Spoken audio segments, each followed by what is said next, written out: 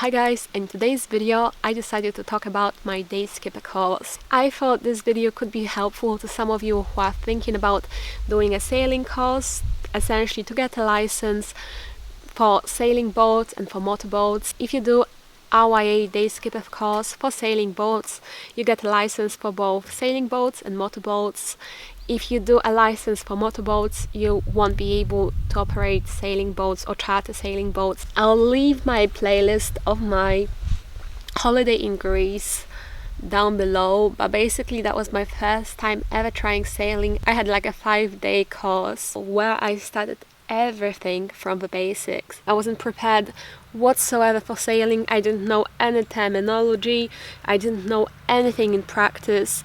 And I found it insanely hard the first few days. Oh look who came to join us in today's video. My baby boy is here. He's such a... oh, he wants to be YouTube famous, you guys. I bet he has way more chances of becoming YouTube famous than I ever do. Oh, what is that tractor, baby? Are we going?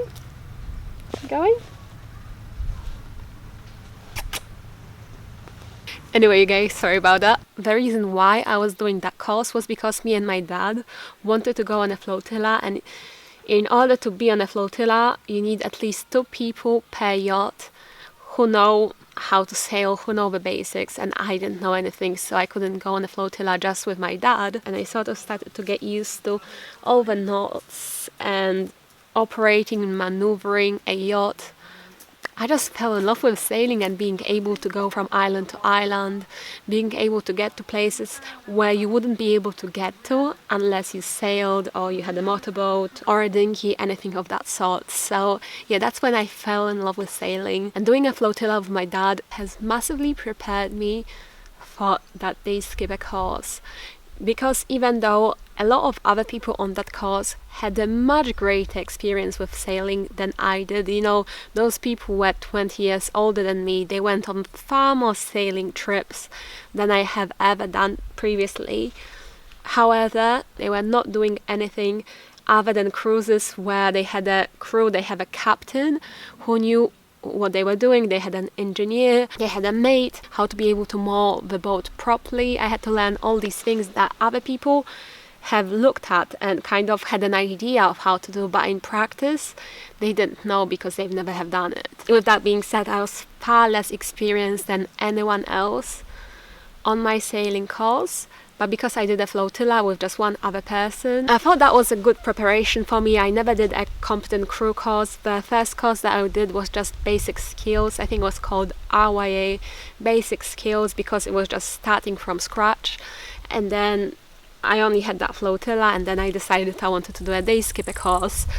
And because my flotilla was so heavy in hours, I actually had enough sailing hours to be able to qualify to do my day skipper course. I'm going to check everything I say in this video afterwards, because I might be getting some of the things wrong, and if I am, I'm going to be leaving annotations and corrections somewhere on the screen. But I think if you do a day skipper course, it's usually around 4 to 6 people, maybe 3 to 5 people who are on your yacht plus your instructor. For me, I had my instructor, 5 other people, and me. So there was like 7 on us on that boat. And we only had 3 cabins, which meant I was sleeping with my instructor.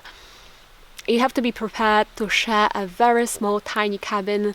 To anyone who's been on a sailing boat before, you would know sailing cabins are tiny, you can't even stand. It's essentially like a bed.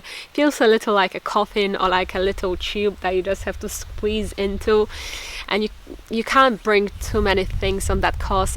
Even though you are going to be living on that boat for 5 days, you can't bring too much stuff, because with everyone else and with how small the cabins are, you're not going to have much space, and you need to share a cabin with a tiny bed, with a tiny mattress, with a tiny bed with someone else. Because my course consisted of only men other than me, which I think it's more common for men to do a day skipper course. Because of that, we had to have a female instructor, because they don't want to put you in the same cabin with someone of an opposite sex. If you're a male, you're going to be put with another male. If you're a female, you're going to be put with another female. If you're lucky and your course is not very crowded, then you might get a cabin to yourself. That's also a possibility, but it's only if people don't book the course fully. If the course is not fully booked, then you will get a cabin to yourself, but if not, then you'll have to share. And that was my first huge worry, to share such small space, such small intimate space with complete strangers. I don't know if their hygiene is going to be great, but I think it's very unlikely to have a very, very bad experience. Before I went on that course, I did a lot of theory work.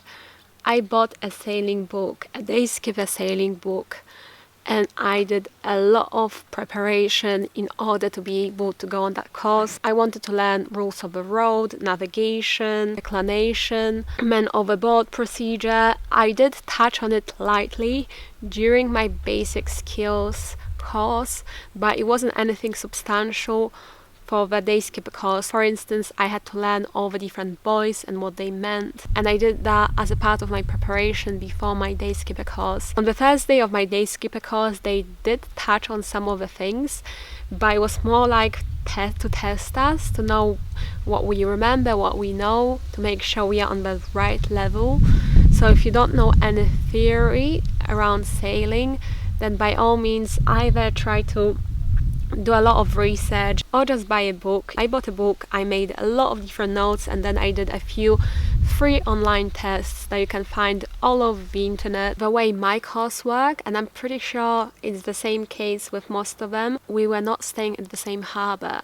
So if you are thinking of, say, if you don't want to stay on a yacht and you think about getting a place somewhere to stay, that's for the most part impossible with day skipper courses. The way it works, they decide on when to go on the days, so they don't have a specific plan. There are different marinas, different harbours. You basically go from harbour to harbour, you put some money aside, all of you, all the people on the course put some money aside, and then we do shopping together, we do cooking together to save time. So one day one person is allocated for cooking, one person is allocated for cleaning up, one person could be allocated for scrubbing up the deck. And it's basically on like sort of rotate basis, but we always used to cook together and sometimes go out for meals, for dinner, but not for breakfast. Breakfast we usually used to cook all together.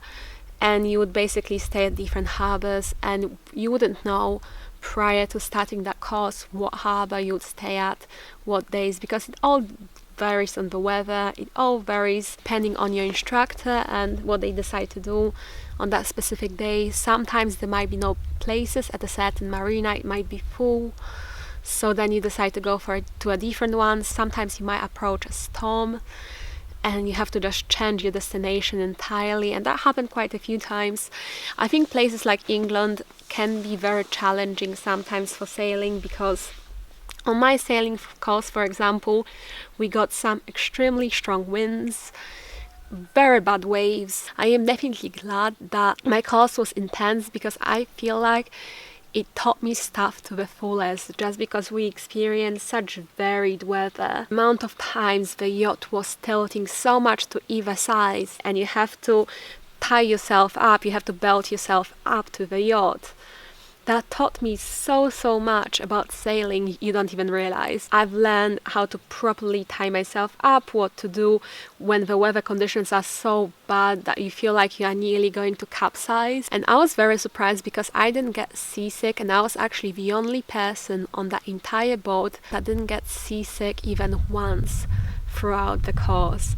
Everyone else, all these big guys, got seasick and were very poorly, especially one of them who was very confident. He was an amazing sailor, he had far more experience than I did, would get really seasick every single time, and he said he never experienced that before.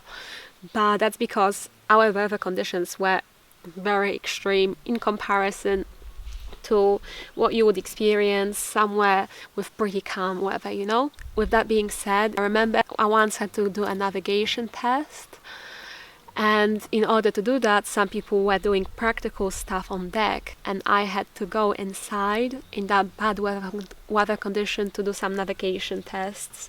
And that's when I felt really quite seasick and sickly.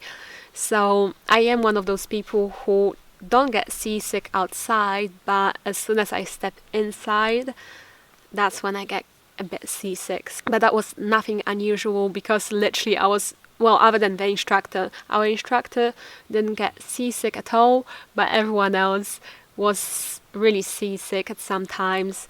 We had a few people who were throwing up. You get a lot of practical work as well as theory work during that course, usually in the morning, or if you have a lunch break or a dinner break.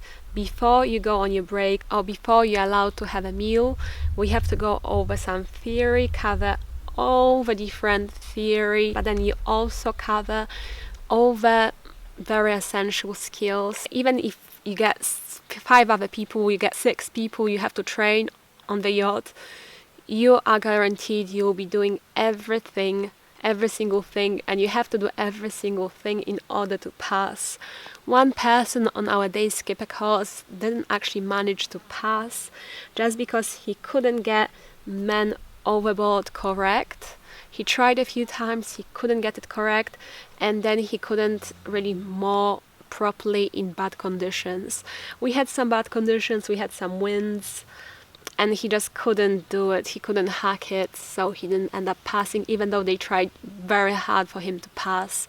I think for the most part, if you do a day skipper course, they will try their absolute hardest for you to pass. I'm pretty sure the pass rate is way higher than fail rate, but that guy in particular, he never actually done anything other than cruises, and when it came to it, he just wasn't experienced enough for the course, which is why I would definitely advise you maybe not to follow the way I've done it and rush very quickly into doing your day skipper course. I did pass. I didn't have many struggles with passing, however I had to do my men overboard procedure twice just because of the weather. It was quite difficult to get it quite right the first time, but I packed well and I managed to pass. I didn't struggle too much. But if you don't have too much hand-on-hand experience, then get that hand-on-hand experience, because sailing courses and sailing in general isn't cheap, and you don't want to fail and waste that money and then having to do it again. Plus it's a bit of a downer if you fail something that you were so excited about and you paid money and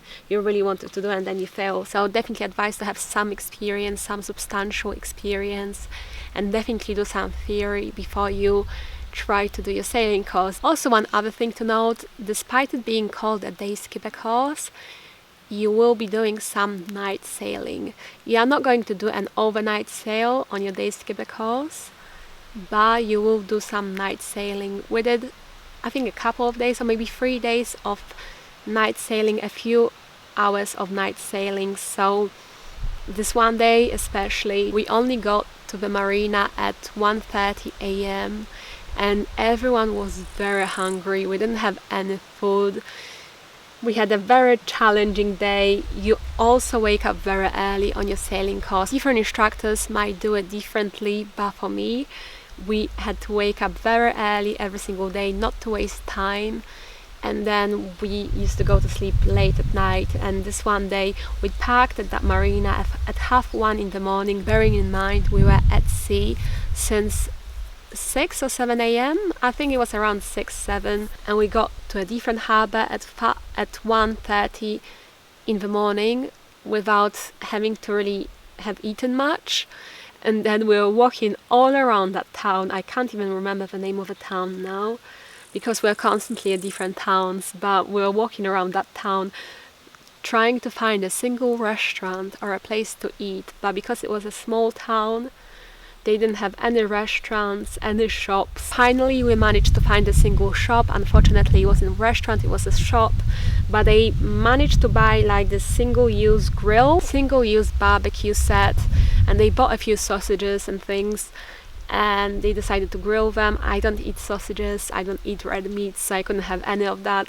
Plus I was very tired, so actually instead of eating I ended up falling asleep. But that's one of the things that I would suggest to you, is definitely to come prepared and buy some snacks for your journey. You might not have much space for your things, but bring some snacks, because sometimes you may not be able to get a chance to eat anything. You might not be able to get a chance to buy anything or go to a restaurant for the entire day, so it's always good to have at least some snacks on the go.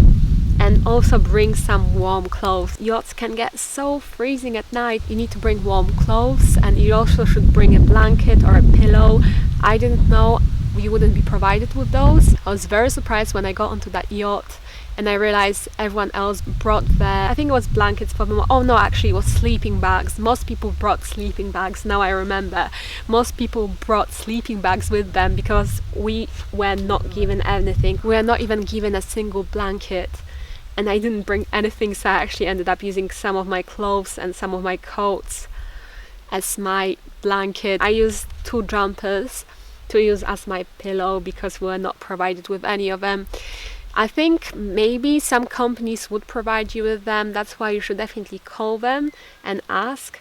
I called them and I asked about a lot of things, but it just didn't cross my mind that we wouldn't be offered blankets and pillows. Bring a raincoat, that's a must. Even if the weather forecast says no rain, still bring a raincoat, a waterproof jacket, and ideally some waterproof trousers. We had to sail in pouring rain quite a few times. It wasn't anything unusual. You're more than likely still going to be doing the exactly same things as if it was sunny. And then lastly, also bring some money, because you won't be provided with any food, or at least I wasn't provided with any food, and we used to eat at the restaurants that were kind of pricey at times. But yeah guys, that is the end for my video. I'm going to leave links to my sailing in Greece playlist and my sailing in Sardinia playlist down below.